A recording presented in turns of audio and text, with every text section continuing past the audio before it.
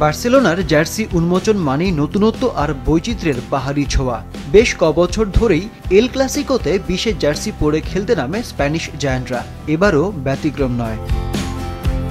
11 মে চিরপ্রতিদ্বন্দ্বী Real মাদ্রিদের বিপক্ষে গুরুত্বপূর্ণ ম্যাচে এই বিশেষ জার্সি পরে খেলতে নামবে লামিনে ইয়ামাল, রবার্ট লেভানদোভস্কিরা, যে জার্সিতে ক্যাকটাস জ্যাকের লোগো থাকবে। ক্যাকটাস জ্যাক নিয়ে কৌতূহলী হয়ে উঠতে পারেন অনেকেই। কি এই ক্যাকটাস জ্যাক? নিজের সঙ্গীতকে গোটা বিশ্বে ছড়িয়ে দেওয়ার পাশাপাশি নিজের ফ্যাশন ভাবনা ও পণ্যদ্রব্যকে পুরো বিশ্বে বিস্তৃত করার লক্ষ্য নিয়ে 2017 সালে ক্যাকটাস জ্যাক নামে একটি প্রতিষ্ঠান গড়ে তোলেন আমেরিকার জনপ্রিয় র্যাপার ও গীতিকার Travis Scott. Global audio streaming platform স্পটিফাইয়ের সৌজন্যে সুযোগটা পেয়ে যান ট্রাভিস স্কট। 2022 সালে বার্সার সাথে চুক্তি হয় জনপ্রিয় এই স্ট্রিমিং প্ল্যাটফর্মটির। তারই অংশ হিসেবে বিভিন্ন তারকারা বার্সার জার্সিতে সুযোগ পায়। এবার সেই সৌভাগ্য হলো ট্রাভিস স্কটের।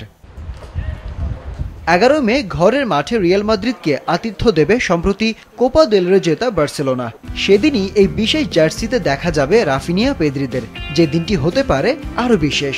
2022-23 মৌসুমের পর আবারও লা লিগা শিরোপার স্বাদ পেতে পারে বার্সা। 18 মে বার্সার মেয়েরাও এই বিশেষ জার্সি পরে বিলবাওর বিপক্ষে মাঠে নামবে।